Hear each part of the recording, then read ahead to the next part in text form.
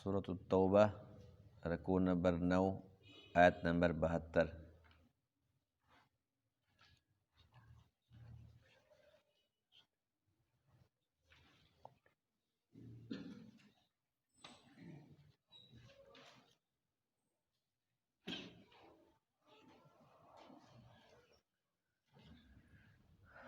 اعوذ باللہ من الشیطان الرجیم، بسم اللہ الرحمن الرحیم۔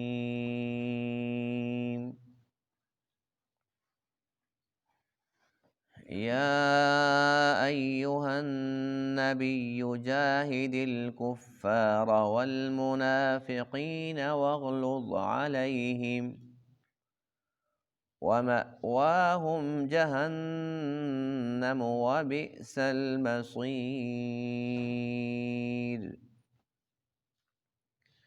يَحْلِفُونَ بِاللَّهِ مَا قَالُوا وَلَقَدْ قَالُوا كَلِمَةَ الْكُفْرِ وَكَفَرُوا بَعْدَ إِسْلَامِهِمْ وَهَمُّوا بِمَا لَمْ يَنَالُوا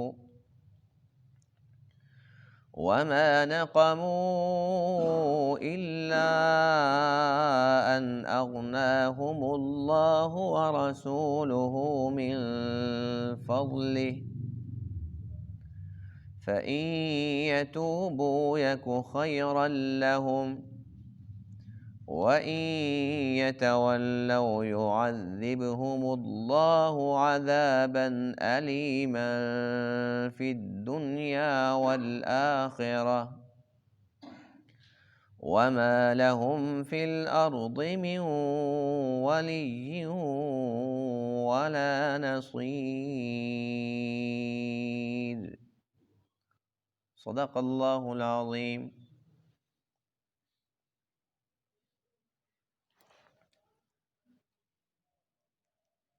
آج کے درس میں آیت کریمہ میں ایک تو منافقین کی کارستانیوں کا ذکر ہے، دوسرا یہ کہ کفار و منافقین کے ساتھ جہاد کا حکم ہے۔ اللہ تعالیٰ نے اپنے پیارے حبیب علیہ السلام کو یہ حکم دیا کہ کافروں اور منافقوں کے ساتھ جہاد کیجیے،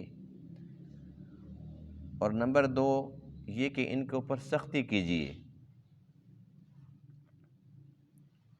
غزوہ تبوک کے موقع پر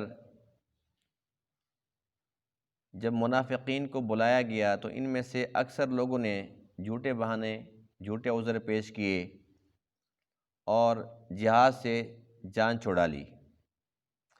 کچھ لوگ ایسے تھے جو غزوہ تبوک کے موقع پر آپ علیہ السلام کے ساتھ گئے، لیکن ان لوگوں کا مقصد کیا تھا؟ ان کا مقصد جہاد ہرگز نہیں تھا، بلکہ یہ اس موقع کی تلاش میں تھے کہ کسی بھی طریقے سے ہم اللہ کے نبی اور آپ کے ساتھیوں کو کوئی نقصان پہنچائیں۔ ان لوگوں نے منصوبہ بھی بنایا، بھرپور کوشش بھی کی، لیکن اللہ کی قدرت غالب آئی۔ اللہ تعالیٰ نے ان کے منصوبوں کو، ان کی تدبیروں کو خاک میں ملا دیا، اور اللہ کریم نے اپنے پیارے حبیب علیہ السلام کی حفاظت فرمائی۔ یعنی کہ کھلے لفظوں میں یوں کہہ سکتے ہیں، آسان اور سادہ لفظوں میں، آستین کے سانپ۔ یعنی کہ یہ لوگ اللہ کے نبی کے ساتھ جا رہے ہیں، بظاہر یہ لوگ غزوہ تبوک کے اندر شریک ہیں، بظاہر یہ لوگ جہاد کرنے کی غرض سے جا رہے ہیں، لیکن اندرون خانہ ان کا جو مشن تھا، یہ منافق مطمئن تھے کہ جو ہمارا منصوبہ ہے کسی کو کیا خبر۔ بس آپس کے اندر جو بھی منافق تھے ان کا ایک خفیہ منصوبہ تھا، لیکن یہ لوگ بھول گئے تھے کہ ہم جس کے خلاف منصوبے بنا رہے ہیں، جس کے خلاف ہم تدبیریں کر رہے ہیں، یہ اللہ کا سچا نبی ہے۔ اور اللہ تعالیٰ اپنے پیارے حبیب علیہ السلام کو وحی کے ذریعے سے ان کی ایک ایک بات بتلا رہا تھا، نام بتلا رہا تھا۔ اے میرے محبوب، آپ کے اس لشکر کے اندر اتنے منافق ہیں، فلاں فلاں ہیں، ان کا یہ منصوبہ ہے، لیکن آپ نے پریشان نہیں ہونا، اس لیے کہ ہم آپ کے ساتھ ہیں۔ تو منافقین نے ہمیشہ نقصان پہنچایا، اس لیے کہ جو کافر ہوتا ہے نا، تو ایک صاف سی بات ہے کہ ایک بندہ ہمارا دشمن ہے، ہمیں پتہ ہے کہ ہمارا دشمن ہے، تو ہم بھی تو خبردار رہیں گے نا کہ ہمارا فلاں دشمن ہے، اس سے ہمیں اتنا نقصان نہیں ہو سکتا جتنا کہ وہ شخص جو ہمارا دوست بنا ہوا ہو، لیکن ہو منافق دوست، اندر سے وہ دشمن ہے، اس سے ہمیں نقصان پہنچے گا جب بھی پہنچے گا، اس لیے کہ اس کے لیے تو ہم تیار ہی نہیں ہیں، اس کے اوپر تو ہم بڑا اعتماد کر رہے ہیں، بڑا بھروسہ رکھا ہوا ہے، جب بھی ڈسے گا یہ والا سانپ ڈسے گا، آستین کا سانپ، اور اس نے نقصان پہنچانا ہے۔ جب بھی یاد رکھیے، ازل سے ابد تک جب سے اللہ نے نظام بنایا ہے اور جب تک یہ نظام اللہ تعالیٰ چلائے گا، ہمیشہ جب بھی اسلام اور مسلمانوں کو نقصان پہنچا ہے، منافقین سے پہنچا ہے۔ اپنے بن جاتے ہیں، خیرخواہ بن جاتے ہیں، اندر سے وہ جڑیں کاٹتے ہیں، اندر سے جڑوں کو کھوکھلا کرتے ہیں، لیکن اسلام اور مسلمانوں کے ساتھ ہمیشہ سے اللہ ہے اور ہمیشہ ہمیشہ کے لیے اللہ رہے گا انشاءاللہ۔ یا ایہا النبی، اے نبی، جاہد الکفار، آپ جہاد کیجئے کافروں کے ساتھ، والمنافقین، اور منافقین کے ساتھ، وغلظ علیہم، اور ان پہ سختی کیجئے، ومأواہم جہنم، اور ان کا ٹھکانہ جہنم ہے، وبئس المصیر، اور بہت بری جگہ ہے لوٹ کر جانے کی، جہاں پر ان لوگوں نے لوٹ کے جانا ہے وہ بہت بری جگہ ہے۔ یحلفون باللہ، یہ قسمیں اٹھاتے ہیں اللہ کے نام کی، ما قالو، کہ انہوں نے نہیں کہا، انہوں نے کوئی بات نہیں کی، وَلَقَدْ قَالُوا، جبکہ انہوں نے کہی، کیا بات کی؟ کلمۃ الکفر، کفر کا کلمہ کہا، وَكَفَرُوا، اور ان لوگوں نے کفر کیا، بعد اسلامہم، اپنے اسلام کے ظاہر کرنے کے بعد، وَهَمُّوا، اور ان لوگوں نے ارادہ کیا، بما، اس چیز کا، لم ینالوا، جس کو یہ پا نہیں سکے، یعنی اللہ کے نبی کو نعوذ باللہ قتل کرنا چاہتے تھے، یہ ان کا ارادہ تھا، لیکن لم ینالوا، یہ اپنے مقاصد حاصل نہیں کر سکے۔ اب اللہ فرماتے ہیں کہ ان منافقوں کو تکلیف کیا ہے، میرے نبی نے ان کا بگاڑا کیا ہے؟ مسلمان تو سب کے خیر خواہ ہوتے ہیں، ان کو دکھ کیا ہے؟ اندر کا دکھ، اندر کا گند، اندر کی غلاظت، وہ اللہ نے قرآن مقدس میں ظاہر کر دی ہے۔ قیامت تک آنے والا ہر ایک مسلمان جب ان آیات کو پڑھے گا، اسے پتہ چلے گا کہ ان منافقوں کو اصل دکھ ہے کس بات کا۔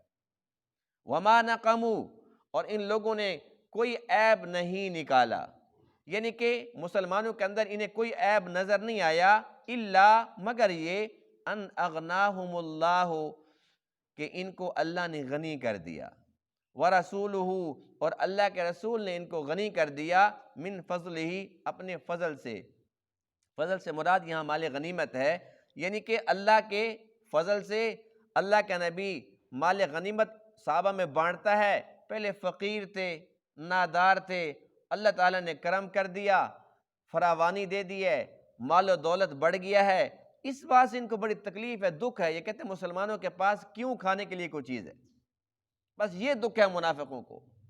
یہ تو سمجھتے تھے کہ آج ختم اور کل ختم، یہ تو ہر غزوے پہ جاتے ہیں، اللہ کا نبی ان کے ساتھ ہوتا ہے، انہیں فتح مل جاتی ہے، مال غنیمت ملتا ہے، کبھی خیبر کی زمینیں لے کے آ جاتے ہیں، تبوک جاتے ہیں، وہاں سے فتح کر کے، یہ ہر طرف سے پیسے پیسے، ہر طرف سے سونے چاندی کے ڈھیر ہیں، یہ دکھ ان کو کھایا جا رہا ہے، دیتا اللہ ہے، جلتے منافق ہے، یہ ان کا دکھ تھا، اللہ نے ان کو وارننگ دی ہے۔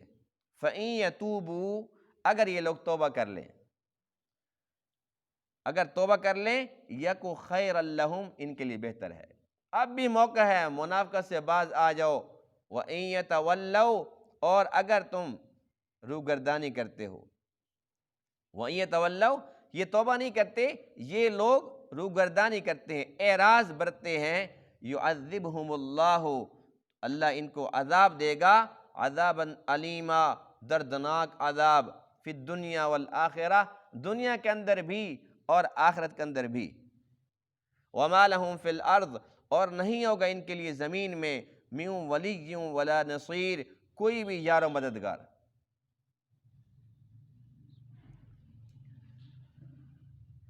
اللہ تعالیٰ نے ان آیت کریمہ کے اندر جو حکم اپنے نبی کو دیا ہے تو یہ حکم عام ہے۔ اس کا یہ مقصد ہرگز نہیں ہے کہ نبی اکیلا جہاد کرے گا اور صحابہ کرام پر جہاد فرض نہیں تھا، بلکہ یہاں پر جو حکم ہے، حکم تو نبی کو ہے لیکن یہ عام ہے، تمام کے تمام صحابہ کرام کے لیے تھا اور تمام کے تمام اہل ایمان کے لیے تھا۔ اب جو حکم ہے جہاد کا تو کافروں اور منافقوں کے ساتھ، جو کافر ہیں ان کے ساتھ جو جہاد کا حکم تھا وہ تھا تلوار کے ساتھ جہاد کرو۔ جو کھلم کھلا کافر ہوتے تھے، جو دشمن اسلام تھے، ان کے ساتھ جو جہاد کیا جاتا تھا وہ تلوار، یعنی کہ کھلے عام جنگ کرو، ان کے ساتھ لڑو۔ جو منافق تھے ان کے بارے میں حکم یہ نہیں تھا کہ ان کو تلوار کے ساتھ قتل کرو، ان کے اوپر تیر چلا دو، نہیں، ان کے لیے جو حکم تھا وہ یہ تھا جاہدو بِأَلْسِنَتِكُمْ، اپنی زبانوں کے ساتھ جہاد کرو۔ اس لیے کہ کئی مرتبہ ایسا ہوتا تھا کہ کوئی منافق جو بہت زیادہ اللہ کے نبی کی گستاخی کرتا تھا تو اللہ کے نبی اس کو قتل نہیں کرتے تھے، صبر فرماتے تھے۔ رئیس المنافقین عبداللہ بن ابی، یہ سب کا سردار تھا، سرغنہ تھا، اور اکثر یہ بدبخت، یہ لعنتی کردار اللہ کے نبی کی گستاخیاں کیا کرتا تھا۔ اس کا بیٹا صحابی رسول ہے، کامل الایمان ہے، وہ بیٹا کہتا ہے اللہ کے رسول مجھے اجازت دو، میں اس کی گردن کاٹتا ہوں، میں ابھی اس کو قتل کرتا ہوں۔ اللہ کے نبی فرماتے ہیں کہ اگر میں ہاں کر دوں، تم اس کو قتل کر دو تو میرے اوپر یہ الزام لگ جائے گا کہ یہ نبی نہیں ہے، یہ بادشاہ ہے، بادشاہ۔ بادشاہ اپنے دشمن کو برداشت نہیں کرتا نا، بادشاہ کہتا ہے کہ جو رکاوٹ ہے ختم کر دو، جو رکاوٹ ہے ختم کر دو۔ یہ ایک بادشاہت کا ایک اصول ہوتا ہے کہ جو بھی کوئی بادشاہ ہوتا ہے نا دنیا داری کے لحاظ سے، تو وہ اپنے دشمن کو برداشت نہیں کرتا۔ ہماری حکومتیں ہیں نا، یعنی کہ ایک آتا ہے تو دوسروں کو وہ جیل میں بند کر دیتا ہے، یہ کیس بن گیا، یہ کیس بن گیا، یہ کیس بن گیا، اس کے بعد جب ان کی حکومت آئے گی یہ اس سے بدلے لیں گے۔ یہ بادشاہت ہے، یعنی ایک دوسرے سے بدلے لینا۔ اللہ کے نبی فرماتے ہیں کہ میں بادشاہ نہیں ہوں، میں سچا نبی ہوں۔ اگر میں اس کو قتل کرا دوں لوگ کہیں گے کہ نعوذ باللہ یہ اللہ کا نبی نہیں ہے، بادشاہ ہے، اپنے دشمن کو قتل کراتا ہے، اپنوں کو مرواتا ہے۔ کسی کو کیا پتہ ہے مسلمان ہے کہ یہ منافق ہے؟ بظاہر تو کلمہ پڑھتے تھے نا منافق، نمازیں بھی پڑھتے تھے، آ کر غزوہ تبوک میں جا رہے ہیں، جہاد کے لیے بھی جا رہے ہیں، بظاہر سارے نہیں تو کچھ نہ کچھ تو جاتے تھے نا۔ اللہ کے نبی فرماتے ہیں کہ کسی کو میں کیسے مطمئن کروں گا کہ یہ منافق تھا؟ نہیں نہیں، اپنے ساتھیوں کو مروا دیا، اپنوں کو مرواتا ہے، دشمنوں کو مرواتا ہے۔ فرمایا کہ نہیں، اس لیے حکم کیا ہے کہ جو منافق ہیں فرمایا کہ زبان کے ساتھ تم جہاد کرو، یعنی کہ تم ان کی جو منافقت ہے اسے کھول کھول کے بیان کرو۔ اس سے کیا ہوگا؟ دو باتیں ہوں گی، ایک یہ کہ یہ تنگ آ کر یہ کافروں کے ساتھ جا ملیں گے، کبھی ان کے پاس آتے ہیں، کلمہ بھی پڑھتے ہیں، نمازیں بھی پڑھتے ہیں، پھر بھی ہمیں یہ رسوا کرتے ہیں، ذلیل کرتے ہیں، بس وہ کافر ہی ٹھیک ہیں۔ اگر کھلم کھلا وہاں چلے جائیں تو ان کے ساتھ جیسے جہاد کا حکم ہے ان کو ان کے ساتھ ملاؤ اور مارو۔ اگر یہ لوگ اس بات سے تنگ آ کر کہتے ہیں جی بس منافقت سے توبہ کرتے ہیں، بس پکے پکے مسلمان ہی بن جاتے ہیں، تب بھی نفع ہے۔ تو اس لیے فرمایا کہ ان کے ساتھ جو جہاد کرنا ہے وہ تلوار سے نہیں کرنا، زبان کے ساتھ کرنا ہے۔ وَغْلُظْ عَلَيْهِمْ، ان پہ سختی کرنی ہے۔ سختی کرنے کا مقصد یہی تھا کہ ان کا جو نفاق ہے اس کو لوگوں کے سامنے ظاہر کرو، بتاؤ اس نے فلاں موقع پہ ایسا کیا تھا، اللہ کے نبی کی شان میں ایسے سے گستاخی کی تھی۔ اور یہی ہوتا تھا کہ جب بھی کسی منافق نے کوئی بات منہ سے نکالی ہے، جس صحابی نے بھی سنا فوراً اللہ کے نبی کے پاس جا کر شکایت لگا دی، اللہ کے رسول فلاں ایسے ایسے کہہ رہا ہے۔ ان کو تو نہیں پتا تھا کہ منافق ہے یا نہیں ہے، اللہ کے نبی کو تو پتہ ہوتا تھا۔ اسی طریقے سے غزوہ تبوک کے موقع پر دو واقعات ایسے ہوئے جو آج کے درس کے اندر موجود ہیں۔ ایک یہ جس کے بارے میں یحلفون باللہ ما قالوا، اللہ کے نبی ان منافقوں کی مذمت فرما رہے تھے، اور اللہ کا قرآن بھی تو مذمت کر رہا ہے نا، جو غزوہ تبوک کے اندر جھوٹے بہانے بنا کر گھروں میں بیٹھ گئے تھے، وہ نہیں آئے تھے۔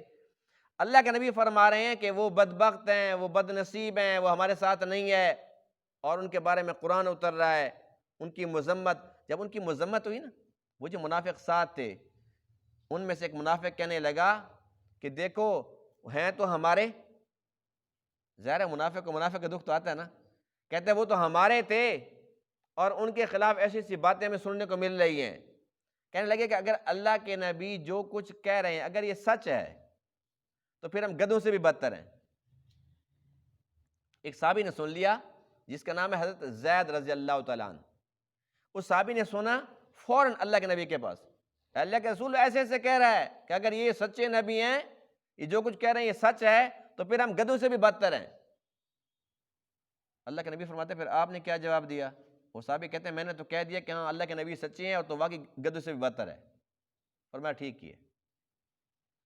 اب اس کے بعد اس کو دکھ ہوا، یہ منافق آ گیا، اللہ کے رسول اللہ کی قسم میں نے تو کوئی بات ہی نہیں کی، میں نے تو کوئی بات نہیں کی، میرے پر بہتان کھڑا کر دیا، آپ کے بارے میں ایسا سوچ سکتا ہوں؟ صفائیاں پیش کرنے لگے، یحلفون باللہ ما قالوا، قسم اٹھائی اللہ کے نام کی کہ انہوں نے نہیں کہا، اور اللہ فرماتے ہیں وَلَقَدْ قَالُوا، کہا۔ یعنی کہ وہ صحابی دیکھو کتنی شان والا ہے، جس نے شکایت لگائی اس کی شکایت کا گواہ اللہ کا قرآن بن گیا۔ اللہ نے قرآن میں فرما دیا کہ یہ صحابی سچا ہے، یہ جھوٹ نہیں بول رہا، انہوں نے کہا بھی، اور کلمۃ الکفر، یہ کفر کا کلمہ تھا، میرے نبی کے بارے میں کہتا ہے کہ سچا نبی ہے، ان کو شک ہے ابھی۔ تو ایک یہ واقعہ ہوا۔ دوسرا واقعہ جو زیادہ خطرناک ہے وہ غزوہ تبوک کی واپسی پر ہوا۔ واپسی پر جب اللہ کے نبی تبوک سے واپس تشریف لا رہے تھے تو آپ کے ساتھ عمار بن یاسر رضی اللہ تعالیٰ عنہ، دوسرے صحابی ہیں حذیفہ بن یمان رضی اللہ عنہ۔ یہ وہی صحابی ہیں حضرت حذیفہ جن کے بارے میں کہا جاتا ہے کہ اللہ کے نبی کے رازدار تھے، انہیں پتہ تھا کون کون منافق ہے۔ تو وہ کیوں پتہ تھا، وہ اسی حدیث سے آپ کو پتہ چل جائے گا کہ اس کی وجہ کیا تھی۔ وجہ یہ کہ یہ دو صحابی ہیں، اللہ کے نبی اونٹنی پہ ہیں، اور آپ نے حکم دیا کہ واپسی پر جس راستے سے میں چلوں گا اس راستے سے اور کوئی نہیں آئے گا۔ ان کے دو راستے ہوں گے نا، ایک راستے سے باقی سب کے سب صحابہ جائیں گے، فرمایا کہ ایک راستے سے میں جاؤں گا اور اس راستے سے اور کوئی نہیں جائے گا۔ اب اللہ تعالیٰ نا امتحان تو لیتا نا، اور یہاں پر ایک بہت بڑا واقعہ تھا جس کو اللہ نے ظاہر کرنا تھا، اللہ اپنی قدرت دکھانا چاہتا تھا، اپنے نبی کا سچا ہونا دکھانا چاہتا تھا، تو اس لیے اللہ نے حکم دیا کہ آپ نے اس راستے سے چلنا ہے، اس راستے سے نہیں جانا۔ اب اللہ کے نبی اونٹنی پہ ہیں، عمار بن یاسر رضی اللہ تعالیٰ عنہ، حضرت حذیفہ رضی اللہ تعالیٰ عنہ، یہ دو صحابی ساتھ ہیں، ایک اونٹنی کی مہار پکڑ کے آگے چلتا ہے، وہ پیچھے سے اونٹنی کو چلاتا ہے، پھر باری باری وہ آگے آتا ہے پھر وہ پیچھے چلا جاتا ہے۔ یہ دونوں آ رہے ہیں، دونوں صحابی، راستے میں ایک ایسا درہ تھا جو بڑا تنگ تھا، اندر سے منافق جو ساتھ گئے ہوئے ہیں، انہی میں سے منافقین کا ایک گروہ، انہوں نے سازش کی کہ ایسا کریں گے کہ جس راستے کا یہ نہیں کہہ رہے، اس راستے میں تو فلاں درہ آتا ہے، بڑا تنگ ہے، رات کا ٹائم ہوگا، اگر وہاں جا کے چھپ کر بیٹھ جائیں، پتھر سنبھال کر بیٹھ جائیں اور ایک دم سے حملہ کر دیں، ہیں تو 3 بندے، یہ بچنے والے ہیں، بس ان کا قصہ ہی ختم ہو جائے، نہ ان کا نبی ہو، نہ ہمارے سر کے اوپر کوئی مصیبت آئے، نہ ہمارے خلاف کوئی واجب اترے، نہ کوئی ہمارے خلاف کوئی صورت اترے، یہ جب نبی نہیں ہوگا جان ہی چھوٹ جائے گی۔ ان لوگوں نے منصوبہ بنایا، اور اللہ فرماتے ہیں وَهَمُّوا، انہوں نے ارادہ کیا، قصد کیا، منصوبہ بنایا، بِمَا لَمْ يَنَالُوا، لیکن اس کو پایہ تکمیل تک نہیں پہنچا سکے۔ یہ لوگ بڑی تیزی کے ساتھ آگے جا کر چھپ کر اس راستے پر بیٹھ گئے، واقعی رات کا ٹائم تھا، جو ان کا منصوبہ تھا بالکل ٹھیک تھا، لیکن دوسری طرف جو منصوبہ تھا وہ اللہ پاک کا تھا۔ اللہ تعالیٰ نے بذریعہ وحی اپنے پیارے حبیب علیہ السلام کو سب کچھ بتلا دیا، اے میرے محبوب سنبھل کے جانا، فلاں جگہ پر اتنے لوگ بیٹھے ہوئے ہیں، ان کا یہ منصوبہ ہے، ایک دم سے وہ حملہ کریں گے، پتھراؤ کریں گے، اور فلاں فلاں ہیں، نام بھی بتلا دی۔ اب ان 2 صحابہ کو تو نہیں پتا، عمار بن یاسر کو تو نہیں پتا، حضرت حذیفہ کو بھی نہیں پتا، اللہ کے نبی کے پاس سارا کا سارا جو منصوبہ تھا ان کا وہ پہلے سے لیک ہو کے پہنچ گیا۔ اب جیسی وہ جگہ آنے والی تھی اس سے پہلے اللہ کے نبی رک گئے، حضرت حذیفہ سے فرمایا ان کا تعاقب کرو، یا بندے چھپے ہوئے ہیں۔ حضرت حذیفہ گئے تو واقعی چھپے ہوئے تھے، وہ حیران ہو گئے کہ اونٹنی پہلے کیسے رک گئی۔ بدبخت ہے نا، یہاں سمجھ جاتے کہ بھی اللہ کے سچے نبی ہیں، وہاں جاتی ہے تو وہاں سے منافقت چھوڑ دیں، لیکن نہیں، جو اللہ کے نبی کے ساتھ دشمنی کرتا ہے نا پھر اس کو توبہ کی توفیق بھی نہیں ہوتی۔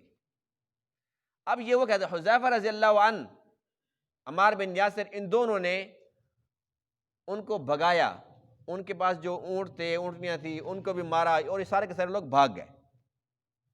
ظاہر یہ دو تھے، وہ زیادہ تھے، بھاگ گئے وہ۔ اللہ کے نبی پوچھتے ہیں حذیفہ ان کو پہچانا؟ کون تھے؟ تو حذیفہ عرض کرتے ہیں اللہ کے رسول منہ بند کیے ہوئے تھے، جیسے منہ لوگ بند کر لیتے ہیں نا ڈاکو لوگ، منہ بند کیے ہوئے تھے، رات کا اندھیرا بھی تھا، مجھے تو نہیں پتا کون کون تھے۔ اللہ کے نبی فرماتے ہیں کہ پھر سنو میں بتاتا ہوں کہ وہ کون کون تھے۔ اس موقع پر اللہ کے نبی نے منافقین کے نام بتلائے، یہ منافق ہے، یہ منافق ہے، یہ منافق ہے، اور فرمایا کہ ان میں سے 12 ایسے ہیں جو ہمیشہ کے لیے پکے پکے جہنم میں جائیں گے۔ نام بتایا کہ یہ ہیں اور یہ پکے جہنمی ہیں، یعنی کہ ان کو توبہ کی توفیق بھی نہیں ہونی۔ پھر فرمایا کہ ان میں سے 3 ایسے ہیں جو معذور ہیں۔ معذور کا مطلب یہ ہے کہ یہ 3 ایسے ہیں کہ یہ پکے منافق نہیں ہیں، یہ ان کی باتوں میں آئے ہوئے ہیں، یہ سمجھ رہے ہیں کہ پتہ نہیں یہ شاید مخلص ہمارے اپنے دوست ہیں، یہ پکے مومن ہیں، یعنی کہ وہ پکے منافق نہیں ہیں، ان کے دوست ان کے ساتھ ملے ہوئے ہیں، اس لیے منصوبہ ان کا ہے، ان کا نہیں ہے۔ فرمایا کہ 3 معذور ہیں۔ پھر فرمایا اب یہ 12 اور 3 کتنے ہو گئے جی؟ 15۔ فرمایا کہ 8 اور بھی ہیں، اور فرمایا کہ جو 8 ہیں ان کے یہ نام ہیں، اور فرمایا کہ ان 8 کو ایک پھوڑا نکلے گا، ان کو پھوڑا نکلے گا، اور وہ اگر سینے پر نکلے گا تو اس کی تپش پیٹھ تک ہوگی، اگر پیٹھ پر نکلے گا تو اس کی جو تپش ہے، حرارت ہے، فرمایا کہ اس کی شدت وہ سینے تک آئے گی، اس میں تڑپ تڑپ کے اسی کے اندر وہ مریں گے۔ اب اس دیکھو نا، اس موقع پر اللہ کے نبی حضرت حذیفہ کو نام بتلا رہے ہیں، یہ اور یہ پکے جہنم والے ہیں، یہ معذور ہیں، اور اس کے بعد فرمایا کہ یہ وہ ہیں جن کو یہ پھوڑا نکلے گا، اس کے ساتھ ان کی موت ہوگی، یوں تڑپیں گے، یوں چلائیں گے۔ تو رازدار تو ہوئے نا، سب کچھ تو بتلا دیا کہ کون کون ہے۔ اور اللہ کے نبی نہ تو ان کو دیکھ رہے ہیں، نہ ان کی شکلوں سے واقف ہیں، لیکن نام بتلا رہے ہیں، اس بات کی دلیل ہے نا کہ اللہ کے سچے نبی ہیں۔ اللہ کی طرف سے وحی اترتی ہے جس میں غلطی کا امکان نہیں ہوتا، یہ سارا قرآن بذریعہ وحی تو اترا ہے جس میں ایک زبر زیر ایک نقطے میں بھی کوئی شک نہیں، اور ہمارا ایمان کامل ہے کہ اس وقت ہمارے پاس جو یہ قرآن موجود ہے لوح محفوظ میں بھی بالکل ایسا ہی ہے، کوئی فرق نہیں ہے اس میں اور اس میں۔ اللہ تعالیٰ کا کتنا بڑا فضل ہے ہمارے اوپر۔ بہرحال اللہ فرماتے ہیں کہ یہ ان کا منصوبہ تھا، یہ حاصل نہیں کر سکے، الٹا رسوا ہو گئے، اور اللہ کے نبی بخیر و عافیت اپنی منزل پہ پہنچ چکے تھے۔ اور اس پر ایک بڑی اہم ترین بات یہ ہے کہ اللہ کے نبی نے اس موقع پر ان دونوں صحابیوں سے فرمایا تھا کہ جو کچھ ہوا اس کا ذکر نہیں کرنا، اس کا ذکر نہیں کرنا کہ ہم آ رہے تھے راستے میں یوں ہوا تھا، فلاں فلاں ہے، بس یہ بات یہیں تک ہے۔ اس لیے آپ رازدار ہیں، آپ نے اس راز کو بالکل جیسے حق ہوتا ہے ایسے راز کو راز اپنے پاس رکھا، یہاں تک کہ بڑے بڑے صحابہ پوچھا کرتے تھے اے حذیفہ بتا، فرماتے تھے نہیں۔ حضرت عمر فرماتے ہیں کہ میں تو دیکھا کرتا تھا کہ جب بھی کوئی شخص فوت ہوتا تھا جنازے میں حذیفہ ہے کہ نہیں ہے، اگر وہ ہوتا تھا تو میں سمجھ جاتا تھا کہ یہ مومن ہے، پھر میں بھی جاتا تھا، اور جہاں میں دیکھتا تھا کہ حضرت حذیفہ نہیں ہے تو میں سمجھ جاتا تھا کہ یہ دوسرے گروہ والا ہے، پھر میں بھی نہیں جاتا تھا۔ ایک مرتبہ تو عمر پوچھنے لگے اے حذیفہ تیرے پاس جو وہ فہرست ہے، وہ جو نام تھے، کہیں میرا نام تو نہیں ہے بیچ میں؟ یہ آپ کا ایمان تھا، یہ آپ کا تقوی تھا، یہ اندر کی صفائی تھی۔ حضرت حذیفہ کہتے ہیں توبہ استغفر اللہ، کیسی باتیں کرتے ہو عمر؟ آپ کے بارے میں تو اللہ کے نبی نے کتنی بار فرمایا کہ عمر جنتی ہے، عمر جنتی ہے، آپ کیسی باتیں کر رہے ہیں؟ فرماتے ہیں کہ مجھے اللہ سے ڈر لگتا ہے۔ اللہ فرماتے ہیں کہ ان منافقوں کو دکھ کس بات کا تھا، انہیں تکلیف کیا تھی میرے نبی اور صحابہ سے؟ یہی تھی الا ان اغناہم اللہ ورسولہ من فضلہ، اللہ نے ان کو غنی کیوں کر دی۔ اب یہ حسد ہے کہ نہیں ہے؟ حدیث پاک میں ہے ایاکم والحسد، خبردار ہو جاؤ، حسد سے بچو، فإن الحسد یأکل الحسنات، اس لیے کہ جو حسد کی بیماری ہے یہ نیکیوں کو چٹ کر جاتی ہے، کما تأکل النار الحطب، جیسے کہ آگ لکڑیوں کو ختم کر دیتی ہے، یہ ایسے نیکیوں کی دشمن چیز ہے۔ حاسد کسی انسان سے حسد نہیں کر رہا ہوتا، براہ راست وہ اللہ سے مقابلہ کر رہا ہوتا ہے۔ یا اللہ تو نے اس کو کیوں مال دیا، یا اللہ تو نے اس کو خوبصورت کیوں بنایا، تو اس کو نیک سیرت کیوں بنایا، تو نے اس کو یہ خوبی کیوں دی؟ ہے کرنے کی بات، اللہ نے دی، اس کی تقسیم ہے، اس کی مرضی ہے۔ شیطان نے کیا کہا تھا؟ یہی کہا تھا نا کہ آدم مجھ سے بہتر کیوں ہے، اس کو سجدہ کیوں کروں، اس میں کون سی خوبی ہے؟ میں نے اتنا عرصے سے میں کتنے سجدے کر رہا ہوں، یہ آج پیدا ہوا۔ حسد کیا تھا۔ اللہ فرماتے ہیں کہ یہ میری قدرت کا شاہکار ہے، دیکھتا نہیں ہے یہ آدم ہے، یہ سب سے پہلا انسان ہے، دیکھتا نہیں اس کو میں نے نبی بنایا ہے، دیکھتا نہیں اس کو میں نے مٹی سے بنایا، یہ عاجزی پسند کرتا ہے، یہ عاجز ہے۔ کہتے نہیں، اس نے کیا کیا ہے، اس نے کیا کیا ہے، اسے اتنا رتبہ کیوں ہے؟ اللہ فرماتے ہیں میرا خلیفہ ہے، وہ تیرا خلیفہ کیسے بن گیا؟ یہ حسد۔ تو وہ حاسد کا انجام دیکھا، وہ لعنتی ہے، شیطان مردود ہے، جنت سے اس کو نکال دیا گیا، ہمیشہ کے لیے جنت سے محروم کر دیا گیا، ہمیشہ کے لیے جہنمی قرار دے دیا گیا، اللہ کی لعنت برس رہی ہے، قیامت تک برستی رہے گی، ایک حسد کی وجہ سے۔ آج ہم لوگ حسد کرتے ہیں، شیطانی صفت کو اپنے اندر جگہ دیتے ہیں، کیوں دیتے ہیں؟ ہمیں چاہیے اللہ کی تقسیم پر راضی ہونا سیکھیں۔ دیکھو دنیا میں گھومو پھرو، عجیب قسم کے بندے ملیں گے، کسی میں کوئی خوبی، کسی میں کوئی خوبی، کسی میں، ہر بندے کو اللہ نے خوبیوں سے نوازا ہے، بے شک امیر ہے، غریب ہے، اللہ نے کسی کو ناقص نہیں بنایا، ایک چیز لی ہے دوسری دی ہے۔ کسی کی آنکھیں لے لی ہیں، اس کا ذہن ڈبل ٹرپل کر دی ہے، بغیر آنکھوں کے بھی وہ آنکھوں سے والوں سے زیادہ کام کر لیتا ہے، یعنی کہ ایک اللہ خوبی لیتا ہے، اس کے بدلے میں اور اس کو دے دیتا ہے۔ تو یہ اللہ کی تقسیم ہے، اللہ جس کو جتنا بھی دے الحمدللہ۔ ہاں یہ کہہ سکتے ہیں اللہ مجھے بھی دے، یہ کہہ سکتے ہیں، لیکن یہ کیوں، اس کو کیوں دیا، یہ اللہ سے لڑائی ہے۔ تو منافقین کے اندر یہ صفت تھی، اس لیے وہ لوگ ناکام ہو گئے، ذلیل ہو گئے، دنیا کے اندر بھی ذلت ملی، آخرت کے اندر بھی ذلت ملے گی۔ اب جو یہ صفت اپنائے گا اس کو بھی ویسے ذلت ملے گی، اور جو اللہ کی تقسیم پہ راضی اور خوش رہے گا اس سے اللہ خوش رہے گا، اللہ اس کو دے گا، اپنے خزانے سے دے گا کہ میرا بندہ تو کتنا صاف دل والا ہے، کسی کا برا سوچتا ہی نہیں، جب یہ نہیں سوچتا تو میں اس کا کیوں برا کروں؟ ہم کسی کے لیے اگر اچھائی کرتے ہیں اللہ ہمارے لیے اچھائی کرتا ہے، ہم ادھر کرتے ہیں ہماری ادھر سے ہو جاتی ہے۔ اللہ دیکھ رہا ہے نا، نظام کون چلا رہا ہے؟ اللہ تعالیٰ چلا رہا ہے۔ جب ہم اللہ کے بندے بن کر زندگی گزارتے ہیں، اللہ کی طرف سے ایسی رحمت برستی ہے، ایسی رحمت برستی ہے کہ انسان اس کا تصور نہیں کر سکتا۔ سب سے بڑی دولت دل کا سکون ہوتا ہے، جب کسی کا برا نہیں کرو گے نا تو دل مطمئن ہوگا، دل باغ باغ ہوگا، نیند بڑی پیاری آئے گی انسان۔ اللہ تعالیٰ تمام باتوں کو سمجھنے عمل کرنے کی توفیق عطا فرمائے۔ وآخر دعوانا الحمدللہ رب العالمین۔